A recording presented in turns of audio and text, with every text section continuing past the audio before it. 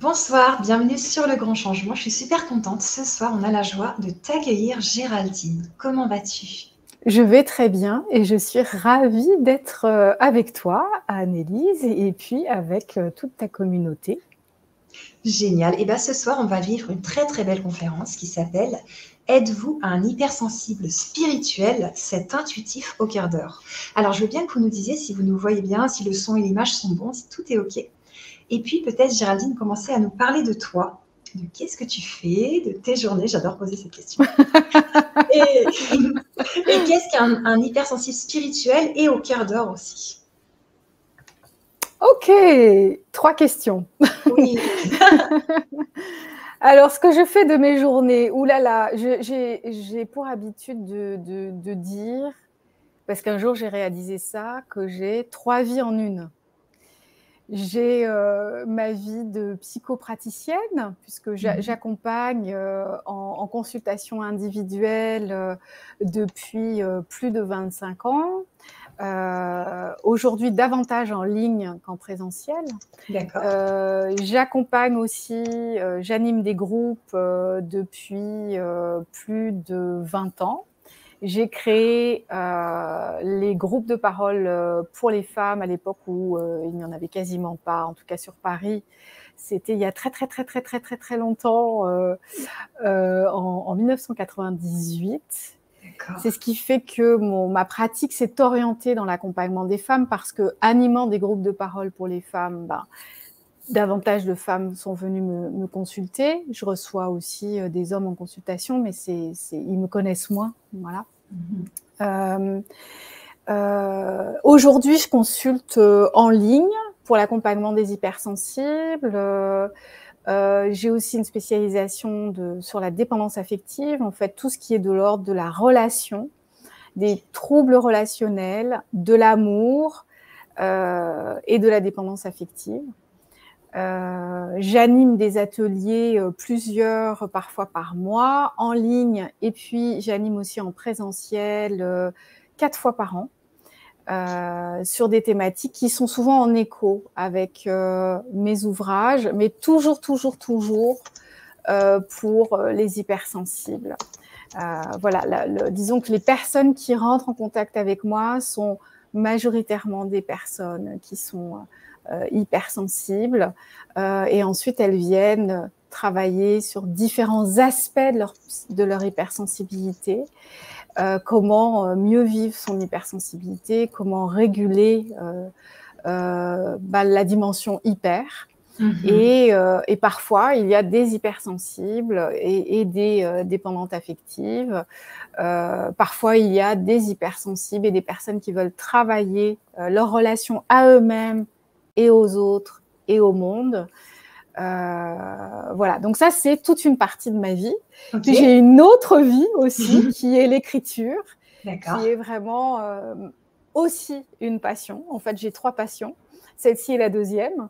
Voilà, donc j'aime écrire, j'aime transmettre, j'aime l'écriture, j'aime transmettre sous différentes formes, la fiction, puisque j'ai écrit 2 romans de développement personnel, mais aussi des essais. Il y a souvent des exercices dans mes livres pour rendre plus concret, plus pratique ce que j'essaye de transmettre.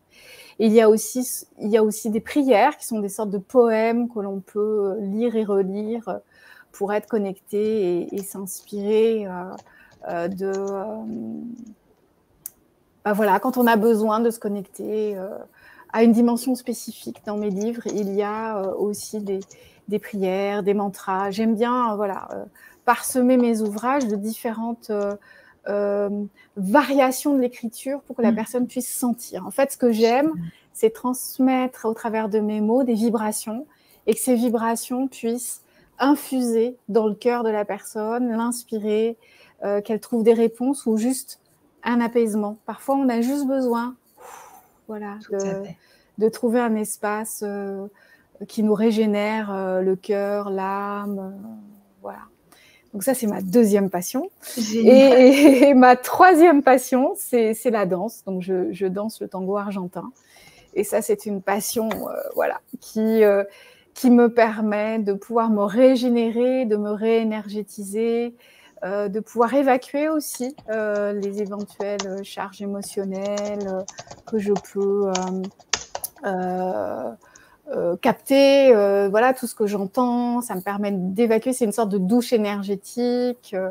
La musique est vraiment une source et d'inspiration et de régénération pour moi.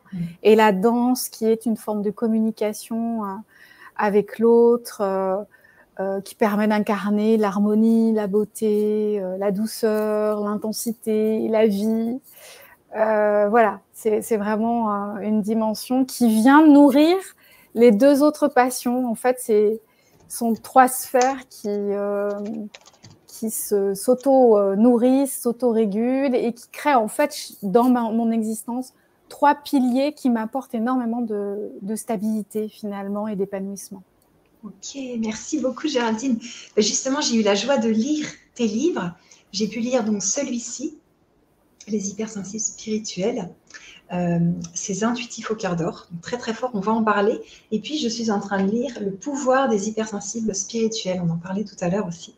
Donc je trouve ça génial que tu écrives pour les hypersensibles, parce que moi j'accompagne aussi les hypersensibles et il y en a beaucoup qui me disent, on me reproche qui je suis, on me dit que je suis pas normale, que je papillonne, que je pars dans tous les sens, que je suis pas fiable, fidèle, qu'on peut pas compter sur moi.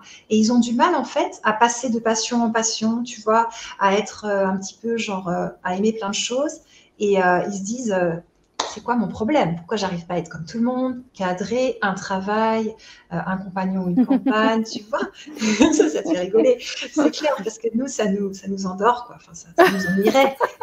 Mais comment faire, quoi? Je ne veux pas commencer directement par là si tu souhaites aller ailleurs dans la conférence, mais en tout cas, ça serait un sujet important de nous dire comment faire quand on est hypersensible sur cette terre très normée, très cadrée.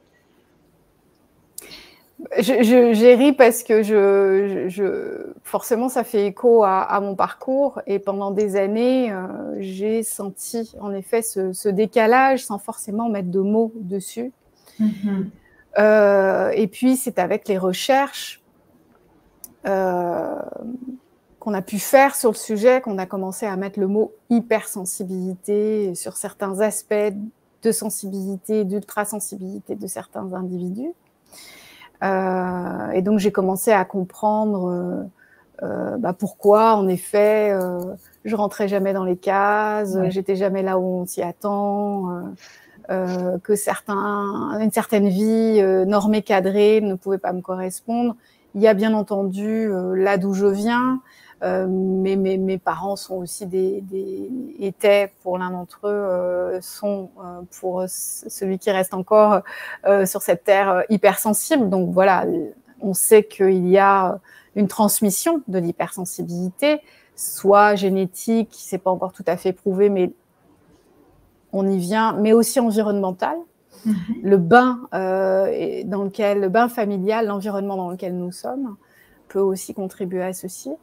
En tout cas, quand l'hypersensibilité a commencé à apparaître dans le discours psychologique, j'ai commencé à comprendre d'où venait mon sentiment de décalage. Donc, je pense que c'est vraiment ce sentiment de décalage. On le retrouve chez la majeure partie des hypersensibles et on le retrouve aussi chez les hauts potentiels qui ont aussi une dimension d'hypersensibilité. Dans mon ouvrage sur les hypersensibles spirituels, j'ai eu vraiment comme focus la notion d'hyper, cette intensité, cette hypersensibilité, c'est-à-dire cette hypersensorialité, le fait de vivre les choses avec intensité, les bonnes comme les moins bonnes choses, le fait de vivre les relations aussi avec intensité. Beaucoup d'hypersensibles disent avoir besoin de relations profondes, fuir les relations superficielles. Voilà, l'hyper-empathie aussi, sentir les lieux, les autres, avoir une grande compassion pour les êtres, sentir quand l'autre souffre, voilà. Donc ça, c'est toutes les dimensions hyper. Et c'est ce qui fait qu'on va se sentir en décalage parce que notre société est hyposensible. C'est-à-dire, c'est pas une société qui valorise la sensibilité. C'est une société qui est celle qu'elle est, avec des valeurs qui sont où on ne se reconnaît pas forcément, nous, les hypersensibles. On trace notre route, mais parfois on souffre de la pollution sonore. Beaucoup d'hypersensibles parlent dans les villes et aussi parfois à la campagne, malheureusement. On n'est pas à l'abri de ça, de la pollution sonore. Voilà, toute disharmonie va toucher les hypersensibles. Et j'ajouterais que les hypersensibles spirituels, donc on en arrive à notre sujet. En fait, j'ai commencé à m'interroger sur le fait que quand le thème de l'hypersensibilité est apparu, j'ai remarqué que un écho formidable se faisait dans notre société. Les gens étaient très, très, très intéressés par le sujet, achetaient des livres, lisaient des articles, s'interrogeaient encore plus du coup sur ce sujet. Et je me suis interrogée parce que il y avait beaucoup de détracteurs de l'hypersensibilité qui disaient mais c'est un sujet à la mode, c'est pour faire vendre. D'accord. Moi, ça me faisait mal au cœur à chaque fois. Et donc, je me suis dit, au lieu de juste mettre ça sous le tapis parce que ça me faisait mal au cœur, je me suis dit, je vais regarder ça en face, en fait. Parce que, je sais pas, je devais flairer un truc. Et mais j'ai commencé à réfléchir et à me dire, mais pourquoi les choses sont à la mode? Parce que ça parle aux gens et ça parle à une catégorie de personnes. Et pourquoi il y a autant de personnes qui sont hypersensibles ou qui ont dans leur entourage des hypersensibles? Qu'est-ce que ça dit de notre société? Et en fait, c'est comme ça que j'ai déroulé le fil de ma réflexion et que je suis arrivée à une hypothèse, c'est juste une hypothèse, hein, que les hypersensibles auraient une conscience différente des autres qui les rend extrêmement réceptifs à énormément de choses. Une réceptivité, des capteurs, une perception de la vie, des valeurs spécifiques. Ils se reconnaissent entre eux. Il y a une sorte de langage commun. Voilà.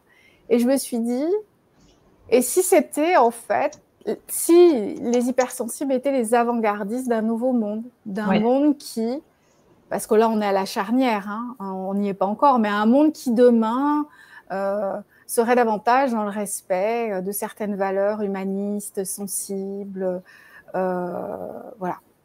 Et donc petit à petit, j'ai déroulé ma réflexion, j'ai écrit un article là-dessus, et j'ai eu envie d'appeler ces hypersensibles les hypersensibles spirituels, parce qu'il y a dans la catégorie des hypersensibles, je dis catégorie parce que voilà, il faut qu'on s'y retrouve, j'aime pas le mot, mais bon, on a bien compris. Majoritairement, j'ai remarqué que les hypersensibles étaient sensibles à la spiritualité, à la philosophie, à la protection de la nature, à la protection du vivant, ont des contacts avec les animaux qui sont très forts, ou avec les plantes, la nature, l'harmonie, la beauté, l'art. Et pour moi, c'est signe d'une certaine conscience. Sont des êtres qui rentrent en harmonie, en résonance, pardon, avec l'harmonie, avec la beauté. Ça leur parle et c'est même un besoin. Inversement, la violence, la brutalité, la disharmonie leur fait mal au cœur. Et c'est ce qui fait que beaucoup d'hypersensibles vont dire mais qu'est-ce que je fais ici dans ce monde? Et en ce moment, c'est difficile pour les hypersensibles spirituels. Je dirais même c'est encore plus difficile que quand j'ai écrit le premier volume, qui date de... Je sais plus quand je l'ai écrit, il y a 3 ans. Oui, 2-3 ans. En 2-3 ans, notre monde... voilà, il est ce qu'il est et je trouve que c'est vraiment très difficile en fait pour les hypersensibles de tracer leur route, de garder la connexion. Voilà. Mais il y a toute une pratique, on y reviendra, je pense. C'est notamment le thème de notre atelier sur comment traverser en fait tout ça, garder l'équilibre, que notre hypersensibilité ne se retourne pas contre nous, mais que notre hypersensibilité puisse jouer en notre faveur, si je puis dire, qu'on puisse prendre appui sur notre hypersensibilité, que ça ne soit pas toujours quelque chose de difficile à vivre, parce que c'est ce qui m'est témoigné bien souvent en consultation. Et donc, pourquoi des intuitifs au cœur d'or? Parce que très souvent, les hypersensibles ont une grande intuition. Et suivant leur degré de conscience, d'ouverture, de sensibilité, il va y avoir une intuition très, très, très, très, très fine, très, très affinée. Tu peux la décrire, cette intuition vraiment fine? Puisque j'ai écrit sur les synchronicités, c'est ce qui m'est rapporté beaucoup, mais ça peut être aussi sur plein d'autres choses. C'est-à-dire qu'ils peuvent être témoins de synchronicité, savoir lire les synchronicités, donc comprendre le langage de la vie, ce que la vie ou leur inconscient veut leur dire. Ça peut être des rêves prémonitoires, ça peut être des certitudes, mais qu'ils ne vont pas affirmer à haute voix, ils vont sortir à l'intérieur. Il pourrait déjà dire ce qui va se passer, ou il pourrait déjà prononcer la phrase que la personne va prononcer, par exemple. Il y a une sorte de décalage comme ça, où ces intuitifs vont capter, avant que ça ait lieu, les choses, comme s'il y avait un rapport au temps un petit peu faussé. Et je pense que c'est dû à un état modifié de conscience qui fait que notre rapport au temps n'est pas toujours tout à fait au même endroit qu'en état ordinaire de conscience. Et au cœur d'or, parce que majoritairement les hypersensibles et les hypersensibles spirituels sont des gens généreux, des gentils. Et ça peut se retourner aussi parfois contre eux. Et c'est là aussi qu'on peut apprendre à réguler notre gentillesse. Malheureusement, on est obligé, parce que dans le sens où, par amour pour nous-mêmes, nous nous devons de bien prendre soin de nous. Et nous sommes seuls responsables de ce que nous laissons faire ou pas. Tout à fait. Et nous sommes seuls responsables du manque de respect. L'autre est responsable aussi, mais je veux dire, si moi je stoppe, voilà, c'est stoppé, quoi. Et donc, par amour pour moi, je me dois d'être consciente des limites. Et donc, du coup, ma gentillesse, je vais la réguler, parce que c'est important que je prenne soin de moi pour pouvoir rayonner longtemps et rester fidèle à moi-même. Voilà, c'est ça l'idée, en fait, de cette générosité qu'on peut apprendre à canaliser, parce que je sais que beaucoup de personnes me racontent, en fait, et j'ai aussi été dans des situations où j'ai été trop gentille, comme on dit. Toujours le côté trop, et malheureusement, dans notre société actuelle, nous devons apprendre, en fait, à prendre soin de nous pour traverser ce monde sans perdre de plume et pouvoir accomplir ce que nous devons accomplir et rayonner au mieux de notre vibration qui est unique, en fait. Complètement. Alors, il y a pas mal d'hypersensibles avec nous. Il y a Danxia, Marie, Martine, il y a Luna, il y a Sana qui travaille aussi sur la chaîne. Ça fait plaisir. J'ai vu pas mal de gens passer. Là, ils sont tout contents. Marilyn, je crois que j'ai vu aussi un Jérôme. Donc, c'est vraiment super. Et justement, j'avais une question. Géraldine, que penses-tu? Tu sais, des fois, on se dit, entre hypersensibles, on va s'entendre. Puis en fait, les gens sont tellement à fleur de peau, au bord des larmes, tiraillés, que parfois les amitiés sont pas si simples entre hypersensibles. Comment ça peut fonctionner bien entre hypersensibles, en amour ou en amitié? Je pense que indéniablement, et c'est pas parce que je suis psy que je dis ça, hein, c'est pas voilà pour faire du prosélytisme du travail sur soi, mais vraiment indéniablement je le vois, c'est-à-dire que je vois la différence entre une connaissance de soi et une méconnaissance de soi. Je veux dire par là que une hypersensibilité chez quelqu'un qui se connaît peu, qui n'a pas travaillé sur ses blessures affectives, par exemple, qui connaît peu son mode de fonctionnement interne et relationnel, va rencontrer plus de difficultés dans ses relations. C'est-à-dire son côté à fleur de peau va se transformer en quelque chose d'assez chaotique, avec des difficultés, soit à se faire comprendre, soit à entendre ce qui est dit. Excusez-moi, j'ai la visite de mon petit chien. Voilà, pour ceux qui se demandent ce que c'est que cette boule de poil, c'est donc Diva. Voilà, je vous présente Diva. Diva, salut Diva. C'est génial.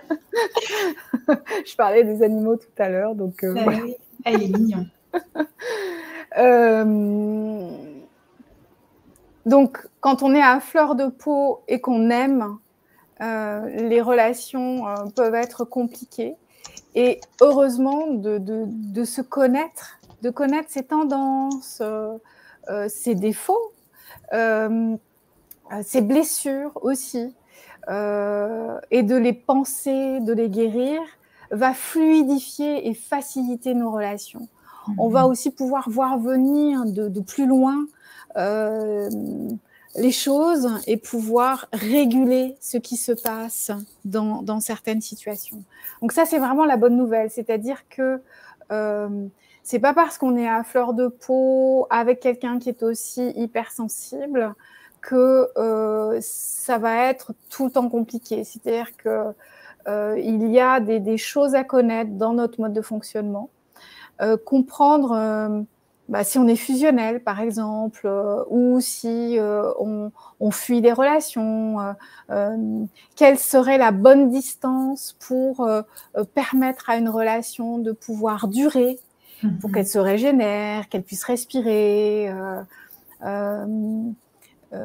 connaître nos peurs, peur de l'abandon, peur du rejet, peur de trop de proximité. Quand on connaît tout ça et qu'on sait d'où ça vient, on va pouvoir réguler nos peurs, nos envies, nos excès, et pouvoir vivre notre intensité d'une façon plus assumée et pouvoir trouver les mots pour communiquer aux autres là où on en est, et d'une façon constructive et positive. Sachant aussi que on sait qu'il y a autant d'hypersensibilité qu'il y a d'hypersensibles, c'est-à-dire qu'en fait, on n'a pas tous la même hypersensibilité. On peut se rejoindre sur certains plans, mais c'est pas parce qu'on est hypersensible qu'on est forcément calé au même endroit. C'est pas parce qu'on est tous les deux hypersensibles qu'on va avoir les mêmes modes de fonctionnement ou les mêmes aspirations ou les mêmes peurs. Donc ça, c'est important aussi. De bien se connaître et de pouvoir aussi regarder l'autre où il ou elle en est et se dire, ok, cette personne est hypersensible, mais de quelle forme d'hypersensibilité dans la relation, par exemple. Et du coup, ça permet d'accorder nos instruments. C'est comme des instruments de musique qui vont pouvoir s'accorder pour pouvoir jouer une mélodie qui va être mélodieuse et préserver l'harmonie entre nous. Super, merci beaucoup Géraldine. Et par rapport au fait que les hypersensibles ont ce cœur d'or, j'aimerais bien qu'on parle de comment ils ne se détruisent pas, tu vois, avec ce cœur trop gentil, trop généreux. Déjà, comment détecter les manipulateurs ou les prédateurs et ensuite, comment ne pas se faire bouffer par ça. Il y a une chose qui me vient, je vais commencer par là pour répondre à ta question. Chez les hypersensibles et les hypersensibles spirituels, la culpabilité est vraiment la faille que peuvent utiliser des personnalités plus manipulatrices et qui sont dans des formes de pathologie, qui sont la relation à l'objet, c'est-à-dire qu'ils vont utiliser l'autre pour se mettre en valeur, pour avoir de l'amour, pour avoir le dessus, voilà. Et ces personnes-là vont utiliser bien entendu la gentillesse, parce que la gentillesse, c'est aussi l'ouverture, la disponibilité, l'empathie, la compassion, c'est tout ça la gentillesse de l'hypersensible spirituel. Donc c'est ce qui va être utilisé par ces personnalités-là. Et ils vont aussi appuyer sur le ressort de la culpabilité, c'est-à-dire que nous hypersensibles spirituels, on va se sentir plus facilement en faute. C'est de ma faute si ceci, cela, j'ai pas été délicate à cet endroit-là, j'aurais dû ne pas réagir trop, par exemple, à ce moment-là. C'est ce qui va nous être reproché. Par exemple, bien souvent, on peut se retrouver à être accusé d'avoir réagi avec trop d'émotions, trop d'intensité. Et on peut se mettre à culpabiliser d'être soi. Ce qui est la pire des choses, finalement, de culpabiliser d'être soi. La voie de l'épanouissement de l'hypersensible spirituel, c'est de pouvoir assumer qui il est, tout en veillant, bien sûr, à être dans quelque chose de juste dans ses relations. Mais c'est surtout à assumer notre sensibilité et notre mode de fonctionnement. Donc, la culpabilité va beaucoup être utilisée pour qu'on essaye de réparer quelque chose qu'on n'a pas cassé, très souvent, dans les relations toxiques. C'est comme ça que ça se joue. Pardon. Il y a aussi autre chose, chez les hypersensibles qui n'ont pas fait un travail sur eux, le piège de la gentillesse, c'est qu'ils peuvent basculer dans le sauvetage. À toujours vouloir sauver l'autre, on lui retire sa part de responsabilité et surtout, on peut être pris au piège dans des jeux psychologiques. Donc, la notion de sauvetage, c'est vraiment un gros travail qu'on doit faire tous, de toute façon, hypersensibles ou pas, mais nous, on a plutôt tendance à ça parce que l'hyper-empathie, la gentillesse fait que on va vouloir sauver l'autre. Et moi, ce que je conseille toujours, c'est est-ce que l'autre demande de l'aide ? D'une manière explicite ou implicite, parce qu'il y a des personnes qui n'osent pas demander d'aide, mais qui vont, dans leur communication, ouvrir la porte pour qu'on leur dise « est-ce que tu veux de l'aide ?» Donc, quand on a un doute, on peut dire « est-ce que tu veux de l'aide ?» Mais aider n'est pas sauver, c'est pas pareil. Et ça nous permet d'éviter de basculer dans quelque chose d'autre. Donc, on peut être là pour un ami, on peut être là pour quelqu'un de proche, on peut être là pour quelqu'un de moins proche d'ailleurs. On peut être là pour quelqu'un, mais qui a demandé de l'aide. Et encore, on ne sera pas là tout le temps pour tout le monde. Et c'est là qu'on doit réguler notre gentillesse et notre hyper-empathie. C'est que, en fait, on doit apprendre à être, je dirais pas moins gentil, c'est pas ça, mais on doit apprendre à réguler. On doit apprendre à être sage.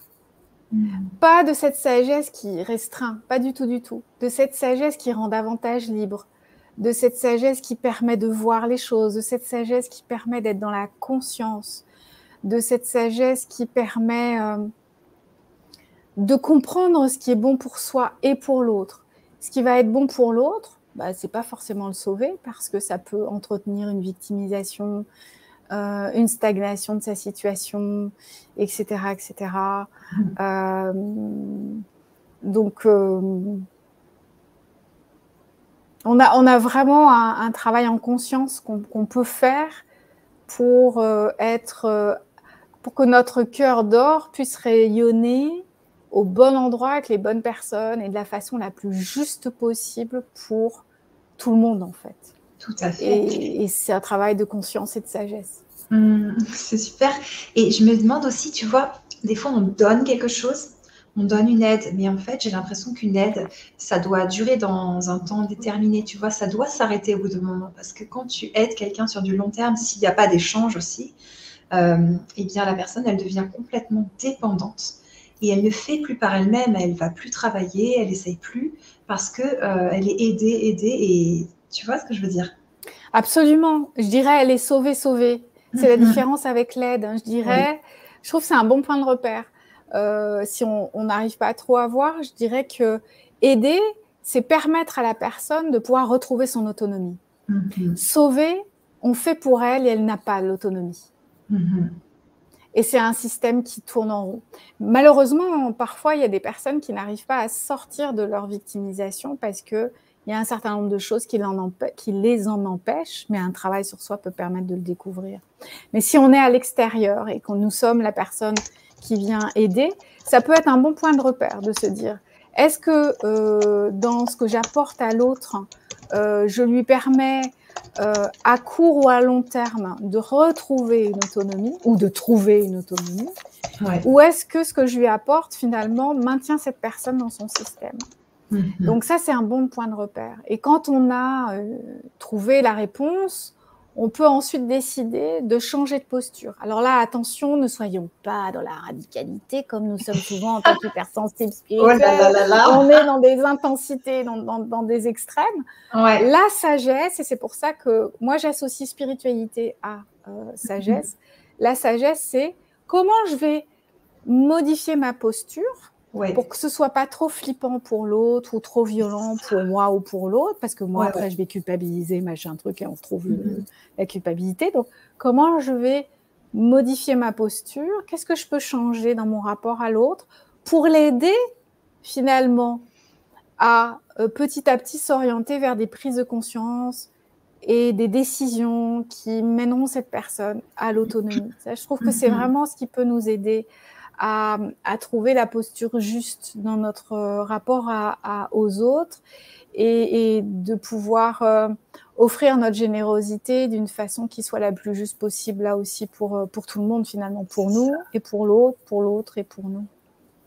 Complètement, parce que l'autre, il peut le vivre comme un abandon.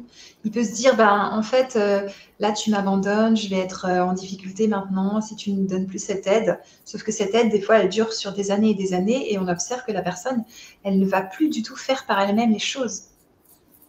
C'est ce que j'appelle vraiment les jeux psychologiques, et très souvent, c'est des reproductions, c'est-à-dire que va se jouer avec nous, si on est dans la posture de sauveur, quelque chose qui est en écho avec l'histoire de la personne. Mais ça, c'est pas à nous de le régler, c'est au thérapeute qui accompagnera ou accompagne cette personne. Mais disons que c'est intéressant d'avoir en tête ceci, si ce soir, il y a quelqu'un qui nous écoute, qui se retrouve dans cette situation, déjà d'en avoir conscience, ça aide, parce que ça fait faire un pas de côté, donc prendre du recul, et se dire que voilà, on a été embarqué dans un jeu psychologique qui peut-être fait écho aussi à notre propre histoire.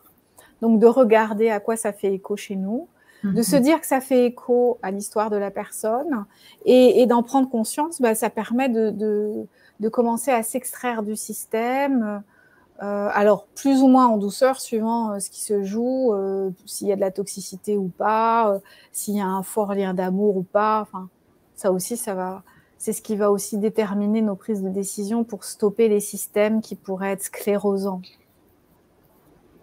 Complètement. Et c'est super, ça sera à réécouter cette conférence, parce que je pense qu'il y a beaucoup de choses vraiment importantes à l'intérieur. Alors, on va revenir sur le titre. Êtes-vous un hypersensible spirituel? Est-ce que tu aurais, je sais pas, peut-être 5 critères vraiment qu'il faut cocher les 5 pour l'être? Parce qu'il y a aussi des gens qui se disent, mais moi je suis sensible, je pense pas être hypersensible. Et il y a aussi beaucoup de personnes, moi j'en ai dans ma clientèle, qui me disent, moi je suis coupée de mes émotions, je ne sens rien.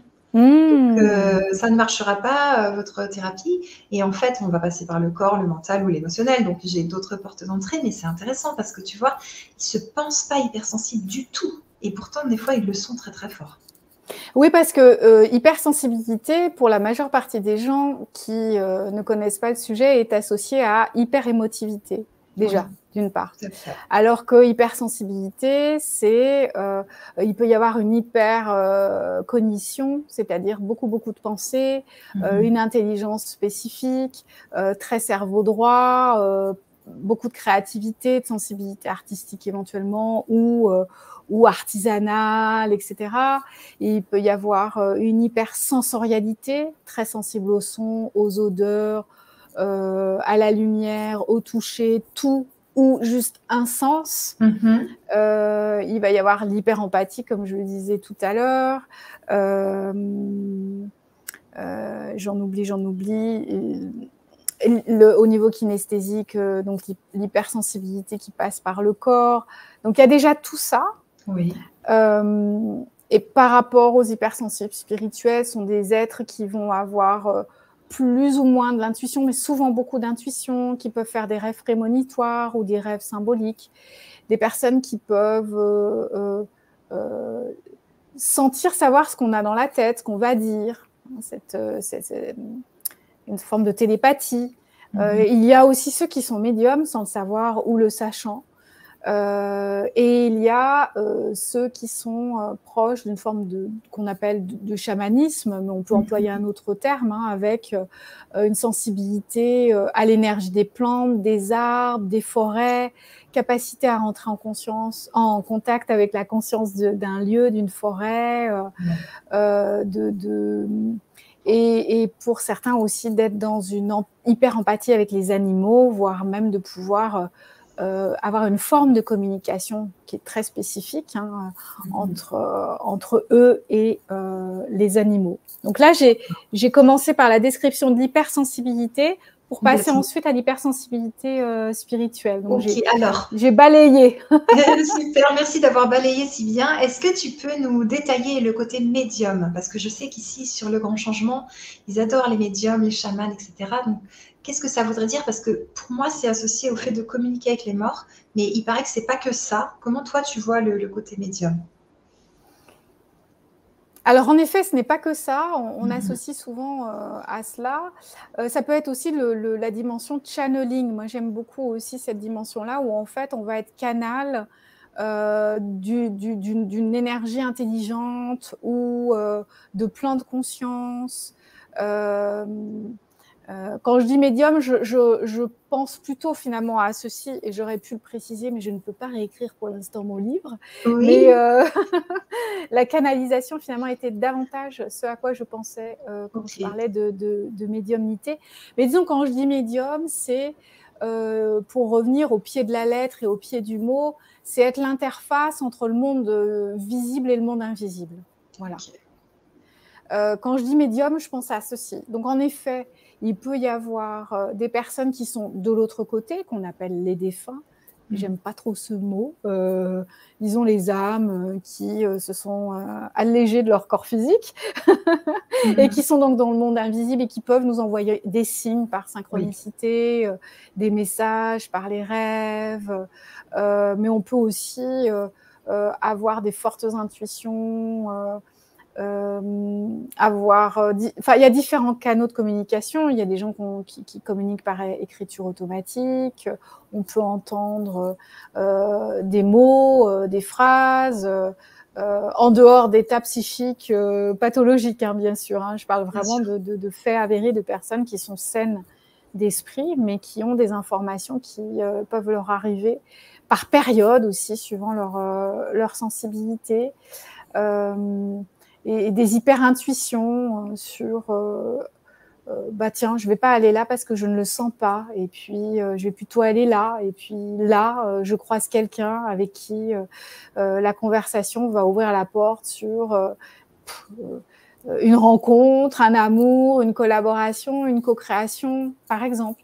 C'est ça aussi pour moi, la médiumnité. C'est une intuition plus, et encore une fois, je crois que c'est vraiment, selon moi, vraiment une belle définition. C'est être en contact avec le réel et en contact avec le monde invisible, et recevoir des informations et permettre que ces informations puissent circuler. C'est pour ça que la notion de channeling aussi est intéressante, parce que voilà, on peut capter des informations de plans de conscience supérieurs et les diffuser dans notre monde ici. Et il y a des hypersensibles spirituels qui ont vraiment cette sensibilité. Alors eux, ils vont avoir un travail à faire d'ancrage, de comment trouver la stabilité dans le monde du réel, tout en gardant contact avec ces potentiels éveillés, avec ces portes qui se sont ouvertes ou qui ont toujours été ouvertes depuis toujours. Ça arrive, hein, ça dépend. Voilà. Et comment trouver l'équilibre pour le corps physique, l'équilibre émotionnel et l'équilibre psychique. Ça va vraiment être un travail important parce que on va plus loin en termes de sagesse si on a bien cet ancrage. Et vraiment, je le vois chez les personnes que je rencontre et que j'accompagne, les difficultés pour ce profil d'individu, de personne, ça va être d'être absorbé ou attiré trop par le monde de l'invisible, trop et du coup perdre leur équilibre psychologique ou perdre certains points de repère ou voilà. Et donc tout l'art de l'hypersensible spirituel, médium ou channeling, ça va être de garder vraiment, d'être vraiment dans un ancrage, une stabilité, être bien connecté à la terre pour pouvoir aussi recevoir depuis l'invisible. Ok. Et est-ce que, par exemple, les personnes qui soignent avec les mains, tu vois, quelqu'un a mal, pose les mains, et puis ensuite, ils voient des couleurs, ils évacuent les mauvaises choses de la personne, les énergies usagées, puis ensuite, ils voient, je sais pas, des oiseaux arc-en-ciel qui arrivent et qui nettoient tout le corps et tout, et ensuite, la personne a moins mal à la tête, elle a plus mal au ventre, elle a plus son stress. Tout ça, tu le mettrais dans quoi? Indéniablement, ces êtres-là, pour ceux que j'ai croisés, qui sont dans ce service aux humains, je dirais, ont une hypersensibilité spirituelle. D'accord. Ce sont des personnes qui sont hypersensibles, qui sont hyper touchées par l'avenir de l'humanité, qui sont super sensibles à leur environnement. Alors, ils vont plus ou moins bien vivre leur hypersensibilité, mais indéniablement, oui, il y a vraiment un état de conscience qui est différent. Okay. Et ce sont des êtres qui ont une hypersensibilité qui s'inscrit beaucoup dans ces dons-là, mais ils vont être aussi dans des rapports humains qui vont généralement, ils sont aussi très sensibles à ce qu'ils échangent avec les autres au quotidien. Et pour moi, selon moi, et c'est qu'une hypothèse, mais moi, en tout cas dans mon cœur, je suis convaincue que ce sont des êtres qui sont venus vraiment pour aider les autres, pas sauver, mais aider, oui. aider les autres et pouvoir rayonner de quelque chose dans cette humanité qui est en pleine renaissance. C'est ça. Oui. Donc là, ça serait pas médium, ça serait plutôt guérisseur ou bien... Oui. Là, c'est vraiment la sensibilité énergétique et aussi clairvoyance, parce que quand on a cette sensibilité, on voit les auras, on voit les couleurs, on voit ce qui flotte en fait dans les structures énergétiques des personnes. Ouais. On peut voir aussi en effet les oiseaux arc-en-ciel qui viennent, qui sont en fait c'est notre cerveau qui va donner une forme à une onde et à une vibration. Et donc, ils ont la capacité de voir et de percevoir dans l'énergie, en fait, et de pouvoir... Alors, certains ont appris ensuite à développer, mais ils ont... il y a bien eu des événements qui leur ont fait découvrir un certain nombre de choses. Et ensuite, éventuellement, ils vont suivre une formation pour pouvoir apprendre à canaliser tout ça, à faire les choses de la façon la plus fluide et bénéfique aussi pour eux, parce que voilà, on capte énormément quand on a cette sensibilité. Ça serait plus guérisseur que magnétiseur, oui. Moi, alors, s'il y a des guérisseurs ou des magnétiseurs qui sont ici, ils auront leur façon de poser des mots. Pour moi, c'est la même famille d'âmes. Voilà. Ensuite, on va utiliser des méthodes différentes, mais la sensibilité est là, et l'ouverture de conscience et l'accès à des informations subtiles sont là. Elles s'expriment juste différemment. Finalement, on va employer des mots différents, on va mettre en action différemment, mais on peut dire que ce sont des portes de perception qui se sont ouvertes. Moi, je suis convaincue que de toute façon, les êtres humains ont tous des potentiels inexploités. Certains ouvrent des portes, d'autres, c'est plus compliqué, suivant notre cheminement, notre état de conscience, là où on en est, notre chemin d'âme, je dirais.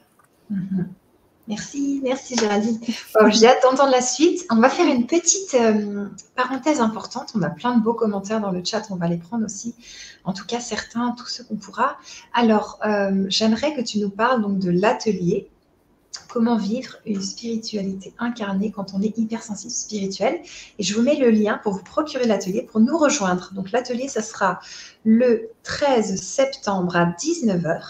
Il vous suffit donc de cliquer sur le lien que je vous mets dans le chat et qui est sous les vidéos pour vous procurer votre atelier, nous rejoindre en direct avec nous. De la même façon, ça sera pareil comme ça. Et vous pouvez aussi vivre cet atelier à tout moment quand vous voyez cette conférence, parce que donc c'est un atelier en direct, puis en replay disponible à vie. Donc il est non périssable.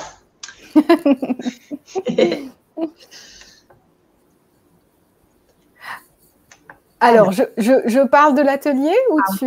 Ouais. Ça rejoint en fait ce qu'on a évoqué à l'instant, c'est-à-dire que ce que je propose, c'est de découvrir comment préserver sa sensibilité, parce que très souvent, alors je ne suis pas revenue sur ton exemple très intéressant des personnes qui arrivent en consultation et qui sont bloquées dans leurs émotions. Je vais revenir pour faire le lien justement. Ce sont des personnes qui sont souvent en grande souffrance et qui donc mettent en place des mécanismes de protection pour ne plus sentir. Et donc, il va y avoir, suivant nos méthodes, on va en tout cas mettre en place un système, un processus d'accompagnement pour que ces personnes puissent retrouver un circuit émotionnel fluide. Et donc, on va travailler bien sûr sur les traumatismes ou les blessures non guéries. Voilà, il y a une raison au fait qu'on se coupe de nos émotions. C'est un système de protection et donc il y a un chemin à parcourir pour pouvoir retrouver en fait un équilibre émotionnel, et ce chemin ne peut se faire qu'accompagner parce que c'est trop flippant pour la personne d'aller ouvrir la porte, donc voilà, et on l'ouvre pas comme ça d'un coup, d'un seul. Voilà. Pourquoi je fais le lien? C'est parce que dans l'atelier on va découvrir comment préserver sa sensibilité. Pourquoi j'ai fait le lien? C'est parce que très souvent, les hypersensibles, ils en ont tellement marre de souffrir dans leurs relations, dans leur environnement, dans la société, etc., qu'ils vont décider, ça ne marche pas, mais bon, en tout cas, de se couper d'un certain nombre de choses. Ils vont essayer d'être dans aussi des évitements de situations, de personnes, etc. Donc, l'idée, c'est de pouvoir vous transmettre un certain nombre d'informations sur comment on fonctionne et comment on peut préserver son hypersensibilité pour pouvoir en faire notre allié et que ce ne soit pas un boulet, un poids, quelque chose d'encombrant. Voilà. J'aborderai aussi la notion de suradaptation, qui est vraiment quelque chose qu'on fait beaucoup, nous, les hypersensibles, voilà, parce qu'il y a l'hyperempathie. Donc, comment prendre conscience de la suradaptation et comment on peut en prendre conscience et quoi faire pour être dans une interaction juste et non pas une suradaptation. Donc, le sauvetage, la fusion, etc. Donc, comment on trouve la juste place dans les relations, comment on perd moins de plumes et donc on peut être hypersensible dans ce monde tel qu'il est aujourd'hui, parce que le risque avec ce monde de plus en plus violent, c'est d'essayer de mettre loin l'hypersensibilité. Or, c'est dommage parce que dans l'hypersensibilité, il y a la dimension d'hyper, il y a la dimension de vivre les choses avec une certaine sensibilité. Il y a, je veux dire par là qu'on peut offrir au monde ce qui fait notre particularité. Mais on ne peut pas offrir au monde ce qui fait notre particularité si c'est un poids. Donc, comment protéger son hypersensibilité? Comment réorganiser les choses dans notre vie pour qu'elles soient en harmonie avec notre sensibilité sans être coupées du monde? Et ça, c'est possible. Il y a vraiment un travail à faire. C'est assez simple, en fait. C'est souvent très simple, ces choses-là. Mais il faut trouver le bon angle. Dans cet atelier, on évoquera aussi l'intuition. Comment lui laisser la place qui lui revient en fonction de notre sensibilité, de la façon qui soit la plus équilibrante pour nous, ni trop, ni pas assez. Et cet équilibre-là, il est beaucoup plus confortable parce que je sais qu'il y a des gens qui ont une grande intuition et c'est très encombrant. Et donc ça aussi, on peut faire en sorte de calibrer en fait ces différents mouvements à l'intérieur de soi. Il ne s'agit absolument pas de refouler, il ne s'agit absolument pas de se couper, il ne s'agit absolument pas que ce soit un poids. Il s'agit en fait de faire de tout ce que nous sommes en termes de sensibilité, que ce soit notre allié, que ce soit nos points de sécurité, de support, et aussi que ce soit nos atouts dans nos modes relationnels, dans nos communications, dans notre monde actuel. Donc ça, c'est tout à fait possible. Donc, comment préserver sa sensibilité? Comment en faire un allié? Comment développer son intuition ou la réguler si elle est trop forte? Et même chose avec la médiumnité, c'est-à-dire ces personnes qui sont un pied dans le réel et un pied en contact avec le monde de l'invisible, et comment trouver l'équilibre de façon à être stable, ancré et ouvert, et du coup pouvoir rayonner pleinement la personnalité unique, parce qu'on a tous une unicité, tous on a une note, une vibration, une note de musique, une coloration différente, qui ne demande qu'à pouvoir rayonner autour de nous. Alors, il n'y a pas besoin de sauver le monde pour ça. Juste dans notre quotidien, il peut y avoir vraiment des choses très fortes, très belles qui peuvent se passer s'il y a cette harmonie à l'intérieur de soi.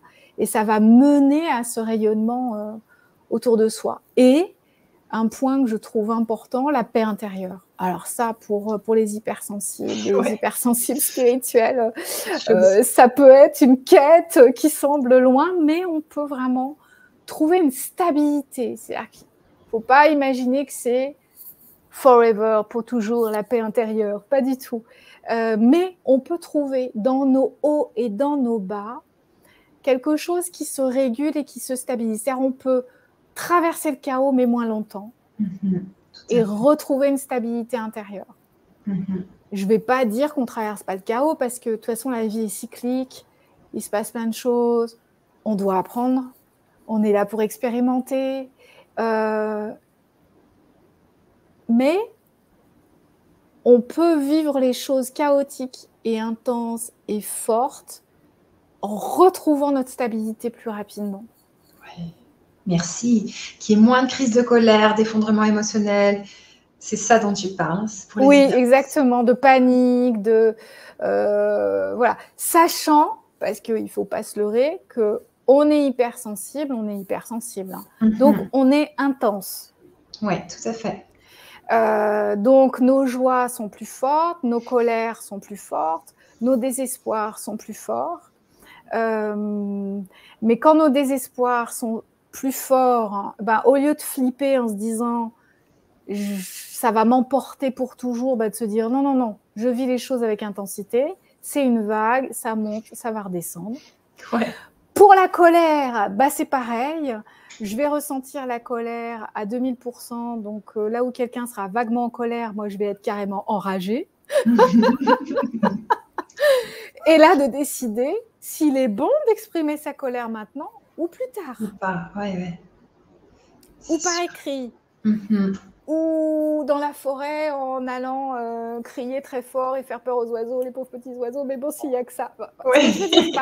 Ce que je veux dire par là, c'est que beaucoup d'hypersensibles, tu dois l'entendre aussi dans tes consultations, nous disent je voudrais ne plus rien ressentir. Oui. Moi, je leur réponds, vous voudriez être un robot, donc ça ne va pas être possible, parce que vous êtes un être humain déjà, et il s'avère qu'en plus d'être un être humain, donc déjà vous sentez des choses, beaucoup de choses, mais en plus d'être un être humain lambda, vous êtes un être humain hyper.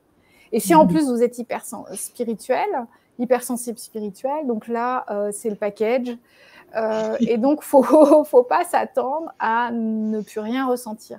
Par contre, on peut apprivoiser notre intensité.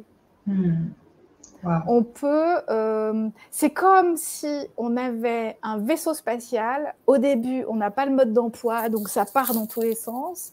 Et puis ensuite, on a le mode d'emploi, donc on sait manier les vitesses, passer, redescendre, débrayer, appuyer sur les boutons de décompression, faire des virages plus en douceur. Voilà. On apprend en fait à conduire le vaisseau qui est notre hypersensibilité. Je pense que c'est une image qui peut peut-être parler à beaucoup. Complètement, complètement. Merci beaucoup. Alors, on vous invite à venir dans cet atelier, ça va être vraiment super. Donc, comme on vous a dit, ça sera le 13 septembre à 19 h et puis vous pourrez aussi vous le procurer par la suite à tout moment quand vous voyez cette conférence. Et puis, moi, dans ce livre-là, il y a plusieurs choses qui m'ont passionnée. Déjà, j'ai trouvé, tu sais, les 40 conseils pour prendre soin de soi. Trouver un exutoire créatif, commencer un projet passion, jouer, cela contente votre enfant intérieur, tenez votre journal d'hypersensible. Alors, je ne vous les révèle pas tous, mais j'ai vraiment trouvé cette liste, tu vois, très importante, parce que prendre soin de soi, c'est ce qu'on aide les hypersensibles à faire à longueur de temps, parce qu'ils ont du mal à prendre soin de soi. Comment ça se fait, ça? Bah, c'est dû beaucoup à leur hyper-empathie et à leur hyper-adaptabilité, déjà, d'une part.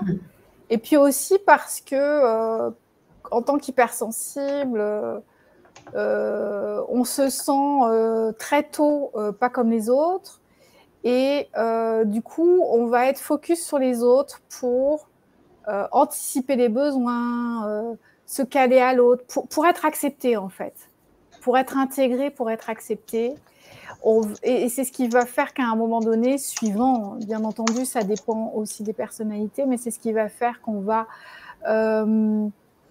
plus ou moins s'oublier pour être aimé, pour être accepté. Parce qu'en fait, on ne s'accepte pas soi-même tel que l'on est avec cette sensibilité. Surtout si en plus on a été élevé, éduqué ou à l'intérieur de la famille ou à l'extérieur, on nous a dit qu'on était trop émotif, trop excessif, hyper réactif, pas au bon endroit, pas comme il faut.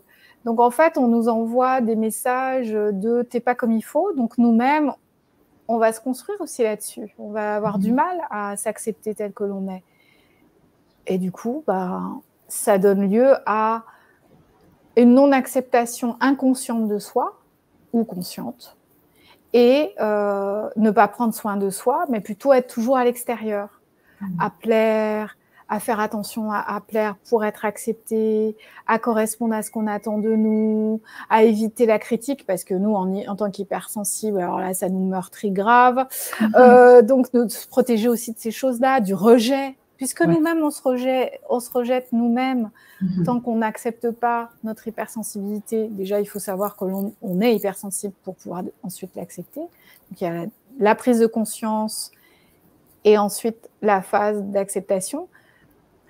C'est pour ça qu'en fait, on a du mal à prendre soin de soi. Et ce que je dis souvent aux personnes que j'accompagne ou dans mes livres, c'est mettez votre hypersensibilité au cœur de votre vie. Ça ne veut pas dire que vous allez être auto-centré et dans une surprotection néfaste. Pas du tout. C'est pas du tout ça. Au contraire, en mettant notre hypersensibilité au cœur du sujet, au cœur de notre vie, et en construisant les choses autour, ça veut dire qu'on reconnaît qui nous reconnaissons tels que nous sommes, avec nos besoins. Et là, on commence à entamer un processus d'amour de soi et de bientraitance. Et si on se traite bien, eh bien déjà, on honore l'âme que nous sommes dans ce corps-là.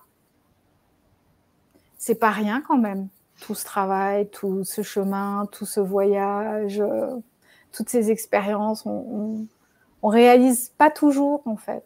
Donc déjà, c'est important d'honorer cette conscience qui est la nôtre, et pas honorer l'ego, mais honorer cette conscience, honorer ce parcours, cette âme, et aussi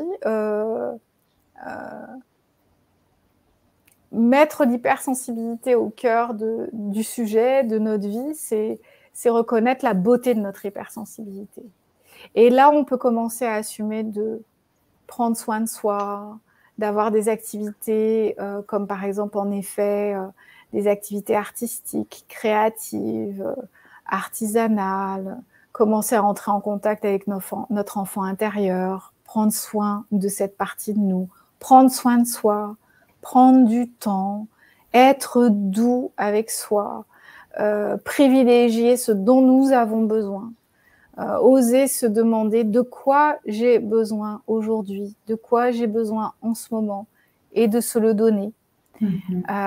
C'est apprendre en fait à être un bon parent pour soi, un guérisseur pour soi, mettez le mot que vous voulez, mais en tout cas de s'offrir à soi-même une attention et un amour dont on a besoin. Et ce n'est absolument pas de l'égocentrisme, absolument pas. C'est enfin établir une rencontre avec soi, parce qu'on est tout le temps à l'extérieur, et de toute façon la société nous y invite constamment. Merci. Donc c'est vraiment faire la paix avec soi, ça aussi, et se faire du bien, privilégier les choses joyeuses, les choses légères, et aussi les hypersensibles, ils disent qu'ils veulent toujours des relations profondes, puis un jour il y en a qui découvrent que ça fait du bien aussi d'avoir des relations superficielles, parce qu'on n'est plus en train de s'hyperadapter comme des malades. Et de se creuser la tête et de remettre tout en cause. Exactement.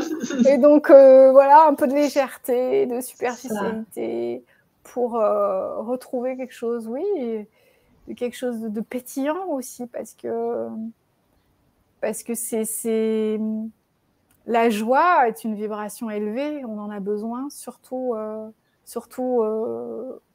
par les temps qui courent. La joie qui pétille, la joie ponctuelle de quelques instants. C'est aussi s'offrir quelque chose de doux, de bon pour soi. Et c'est pas si facile, je sais que c'est pas si facile. Tout à fait. Justement, Martine, elle disait ça tout à l'heure, merci infiniment d'en parler, pas facile d'être à fleur de peau, même pour mon compagnon depuis tout petit, très sensible, l'impression d'être à cœur ouvert, j'adore vos super livres, bisous de Belgique. Ouais, deux hypersensibles ensemble, quand il y en a un qui est à fleur de peau dans le couple, c'est un vrai travail, mais c'est très beau, c'est vraiment une expérience extrêmement enrichissante de connaissance de soi et de connaissance de l'autre. Et moi, j'invite vraiment les personnes en couple, que les deux soient hypersensibles ou qu'il n'y en ait qu'un seul. Bon, en général, l'autre l'est aussi, mais d'une hypersensibilité différente. Oui. De découvrir nos hypersensibilités, nos points communs, nos points qui ne sont pas pareils. Ça permet de découvrir, de passer des phases, en fait, de passer à une autre phase, de s'aimer ensemble. Et c'est très, très enrichissant. Ça demande des réajustements, il y a des moments pas faciles, mais vraiment, j'invite les couples à ne pas se décourager parce que une fois qu'on trouve le modus vivendi, le mode de vie hypersensible, c'est quelque chose, c'est une aventure merveilleuse, c'est quasi initiatique en fait. On apprend beaucoup. Je pense que certaines personnes se rencontrent pour expérimenter ça d'ailleurs, cette découverte. Complètement. Justement, il y a une personne qui te dit « Merci beaucoup d'être là, à vous deux, et tous ceux qui sont là pour cette belle connexion. C'est une force de ne plus se sentir seul, hypersensible. » Tu veux nous parler un petit peu de ça, cette solitude que les hypersensibles vivent? Ça a vraiment été, pour les 2 livres que j'ai écrits sur le sujet, le fil conducteur. C'est-à-dire que je m'adressais à ces hypersensibles et à ces êtres en démarche spirituelle. Je m'adressais à eux que je sais se sentir parfois seuls, pour l'avoir ressenti moi-même aussi bien sûr, et puis pour l'entendre de la part des personnes que j'accompagne en individuel ou en groupe. Et vraiment ces livres, je les ai vraiment écrits pour leur dire regardez, vous avez des frères, des sœurs, des familles d'âmes, une famille d'âmes partout disséminées sur la terre. Vous n'êtes pas seul. On est connecté sans le savoir, ou en tout cas que ces livres permettent qu'on soit connecté. C'était en fait mon souhait profond. Et ensuite, quand j'ai reçu, et j'en reçois encore aujourd'hui, tout le temps, des remerciements sur les réseaux sociaux, sur les messageries privées ou sur les commentaires de mes réseaux, ou des mails, des messages de partout en fait. Et même moi, je me dis waouh, c'est super cool parce qu'en fait, ce livre, je l'ai écrit pour que cette famille d'âmes se sente reliée. Mais moi aussi, finalement, ça m'a reliée à eux. C'est très étrange. Hein. C'est difficile de poser les mots. C'est vraiment une sensation. Et à chaque fois, je reçois un message de la part des lecteurs qui me disent ce que la lecture de mes livres leur ont fait. Je suis heureuse parce qu'en fait, l'objectif est atteint. Oui, forcément, quand on allume son poste de télé, quand on regarde les informations, on se sent seul. Hein. C'est clair. Parce que le monde tel qu'il est, notre société, en macrocosme ou en microcosme, ce que l'on voit autour de soi ne correspond pas forcément à nos valeurs d'être sensible. Cependant, il y a plein d'êtres sensibles. Et ce que j'ai remarqué, en fait, c'est que plus j'ai ouvert ma conscience sur le sujet, plus j'ai rencontré des personnes sensibles et hypersensibles. Pas seulement en consultation. Quand je dis ça, je pense à ma vie de tous les jours, où finalement, de très très belles rencontres de personnes de même sensibilité, j'en ai rencontré beaucoup plus. Non pas via le livre, non pas via ma profession, mais vraiment par les hasards de la vie, parce que quand nous sommes connectés à cette conscience et à ce collectif, finalement, eh bien, on en rencontre davantage. Donc, si ça peut soulager les cœurs solitaires, les personnes qui souffrent d'un sentiment de solitude ce soir, sachez que voilà, vous pouvez envoyer à l'univers la demande de rencontrer des personnes de sensibilité commune. Et puis, les consciences sont en train de s'éveiller. Donc, il y a de plus en plus de personnes qui soit prennent conscience de l'hypersensibilité, et puis il y a de plus en plus d'hypersensibles sur Terre. Donc, voilà, on n'est pas du tout seul. Non, pas du tout. Et c'est vrai que c'est bien qu'il y ait des espaces comme celui-ci, tous les espaces qu'on peut créer, ce live, les ateliers dans ton espace, Annelise, les groupes que nous, les spécialistes, on peut mettre en place. Il y a plein d'espaces, en fait, où on peut se retrouver, parler, œuvrer pour que nos cœurs sensibles puissent battre à l'unisson et que la paix dans nos cœurs puisse s'installer et qu'on puisse traverser le chaos en se sentant de moins en moins déstabilisé, en fait. Donc, il y a plein de ressources, il y a plein d'êtres. Voilà, ça arrive au bon moment. C'est génial, merci. Ben justement, on vous invite à rejoindre notre atelier du 13 septembre à 19h. Vous pouvez cliquer sur le lien qui est dans le chat et sous les vidéos pour venir avec nous vivre ce moment fort. Et justement, il y a Marie qui te demande comment peut-on attirer la joie en soi? Eh bien, Marie, merci pour cette sublime question. J'adore, j'adore, j'adore. Merci, merci, merci. Ah ouais, j'adore. Et tout de suite, ce qui me vient, c'est on n'attire pas la joie en soi. D'accord. On allume la petite lumière à l'intérieur. La joie est à l'intérieur et c'est comme si c'était une petite boîte avec une petite flamme à l'intérieur et il faut trouver la boîte et ouvrir le petit clapet et ça jaillit. Voilà, déjà, c'est à l'intérieur qu'on la trouve.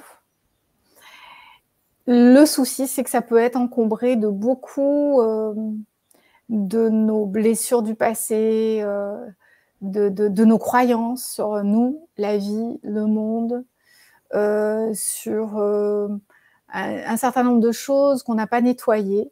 Donc, il faut faire le ménage. pour que la joie qui est déjà là puisse rayonner et qu'on puisse la contacter. La joie, elle est le soleil qui est derrière les nuages quand il fait mauvais temps. La joie est toujours là, sauf qu'elle n'est pas accessible.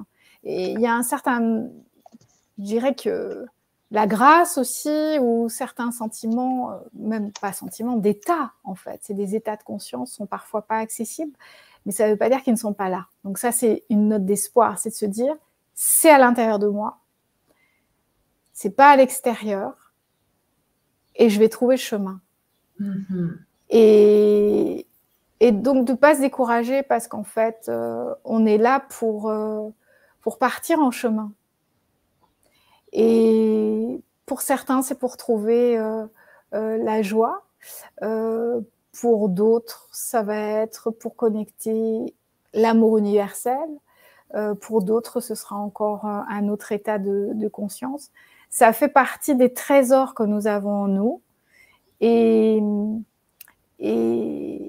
on peut dépoussiérer. C'est ce pourquoi, je pense, certains d'entre nous sommes venus, nous tous d'ailleurs, je pense qu'on est venus dépoussiérer, retrouver la mémoire, rouvrir des portes.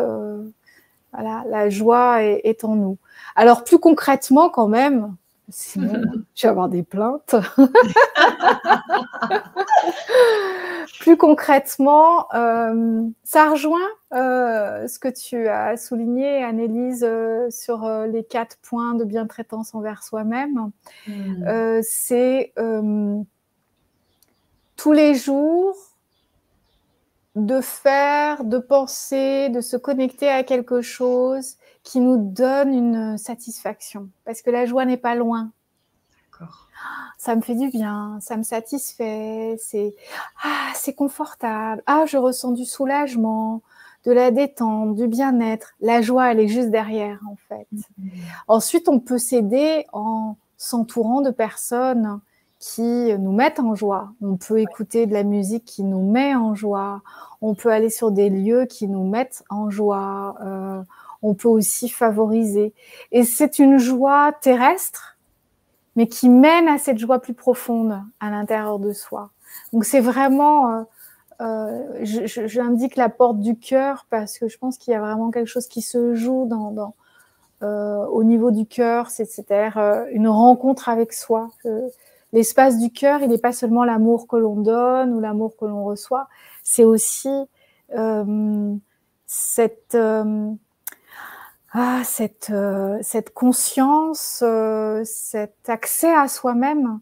En fait, à l'intérieur, on est comme un palais rempli de joyaux. Wow. Et il faut trouver la porte de la première porte pour entrer dans le palais et ensuite parcourir les pièces de ce palais pour découvrir les joyaux qu'il y a à l'intérieur. D'accord.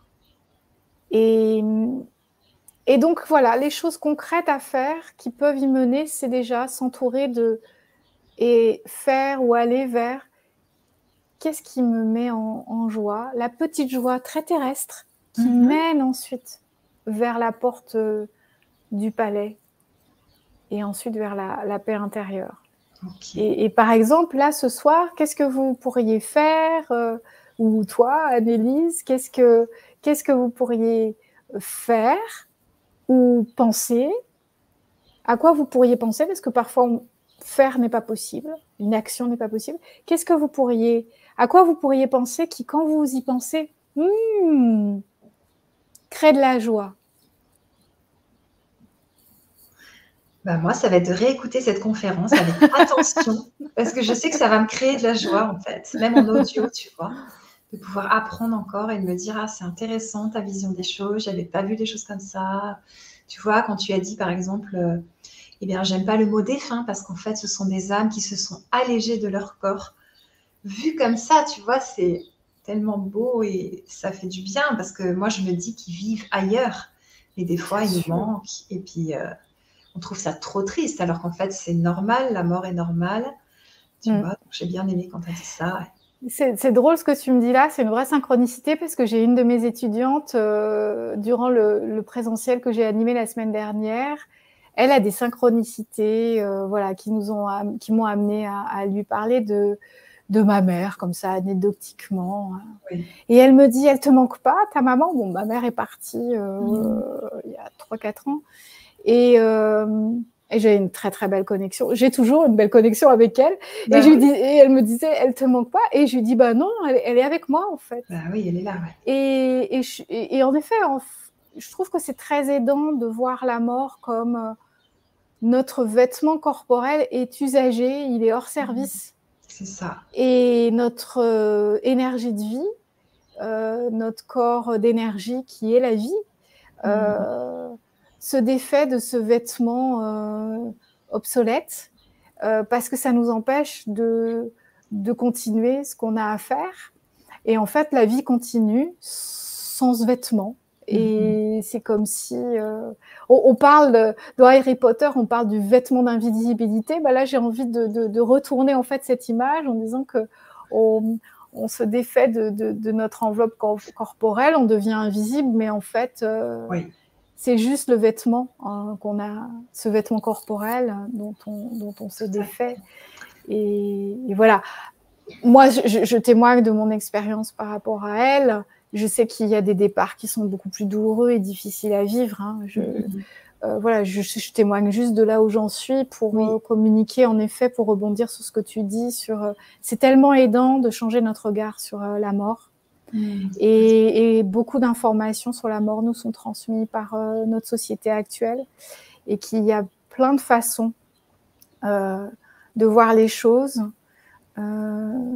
Et tant que ça nous apporte un sentiment que c'est juste et d'ouverture et de paix dans le cœur, eh bien, c'est que c'est juste pour soi. Ok, merci. Alors, on a une personne qui te dit « Merci de ce que vous êtes, Géraldine. J'ai 70 ans et de jeunes personnes éveillées comme vous me donnent le moral. Mon âme se joint à la vôtre et toutes les belles familles d'âmes. » Oh, c'est sublime, merci. Ouais. Tout à fait. C'est très touchant. Merci. Alors,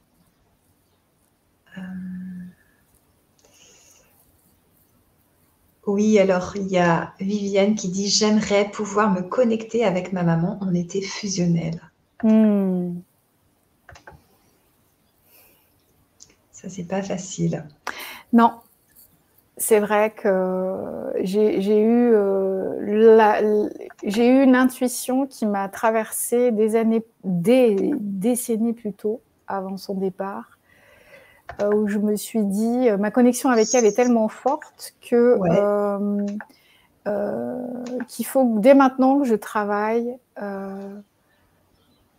ce qui sera son départ. Parce que je sentais cette intensité. Et donc, j'ai fait tout un travail, en effet, de fusion, diffusion, repositionnement. Et ça m'a beaucoup aidée dans son départ. Et les personnes qui me consultent et avec qui on aborde ce sujet, je les invite à travailler sur là où ils en sont, leur attachement avec leurs parents, parce que c'est vrai que le départ peut ensuite être difficile à vivre et l'après aussi. Cependant, si on ne l'a pas fait, on peut aussi... en tout cas, moi, j'accompagne des personnes pour qu'elles puissent avancer dans leur deuil et trouver un équilibre et une paix intérieure par rapport à ces départs. Hein, il y a vraiment un accompagnement qu'on peut faire pour ça. C'est important d'oser demander de l'aide, d'être aidé pour ces sujets, parce que c'est vraiment existentiel. Et on est des êtres de relation, donc avant, dans d'autres civilisations, ou même pas avant, dans d'autres civilisations ici sur Terre, mais aussi dans notre temps, dans notre société passée, on allait voir le chef de tribu, le sorcier, le magicien. Voilà, il y avait toujours un être qui faisait le lien entre le réel et le monde matériel et le monde invisible. Aujourd'hui, on en a moins, on va dire. En tout cas, c'est moins officialisé dans notre société. Mais les thérapeutes ont aussi cette fonction, c'est-à-dire d'accompagner dans des traversées existentielles. Oui, c'est tellement important. Tellement. On vit des choses immenses avec les personnes. Ouais. Ouais. C'est très, très fort. Et justement, je mets tes réseaux sociaux dans le chat, ton site internet et ta page Facebook, pour Merci. que les personnes puissent te contacter si elles le souhaitent. Et on va bientôt terminer cette conférence. Moi, j'aimerais qu'on arrive plutôt sur le pardon. Parce que tu vois, les hypersensibles, on vit les choses tellement fort. Des fois, on est peut-être un peu rancunier, ou en tout cas, on le garde en travers, tu vois, on l'oublie pas. Tu peux nous parler de ça et du pardon et à quel point ça libère et comment se dire que cette personne, par exemple, nous a agressé ou nous a fait du mal et on peut lui pardonner, ou qu'une amie nous a, entre guillemets, laissé, ou je sais pas, enfin, le pardon. C'est aussi un de mes sujets de prédilection. Génial, génial. Alors, j'aime bien provoquer un peu en prenant une posture inattendue de la part d'une accompagnante comme moi. Ce que je dis aux hypersensibles essentiellement, vous n'êtes pas obligé de pardonner. Ok. Déjà, ça soulage parce que avec notre culpabilité favorite, nous pouvons, en tant qu'hypersensibles et surtout spirituels, être dans la culpabilité de ne pas pardonner, de ne pas arriver à pardonner. Oh, je m'en veux, je veux pardonner, etc. Donc, on va se mettre dans une posture de s'obliger à pardonner. Et selon moi, le pardon arrive avec le processus de deuil. C'est-à-dire, il y a tout un temps de digestion plus ou moins longue de ce qu'on nous a fait. Il y a tout un temps où on va trouver du sens ou pas d'ailleurs à ce qu'on nous a fait. Et il y a tout un temps en fait de deuil de la relation. Donc déjà là, on ne peut pas pardonner. Et on ne peut pas tout faire en même temps. Donc prenons le temps.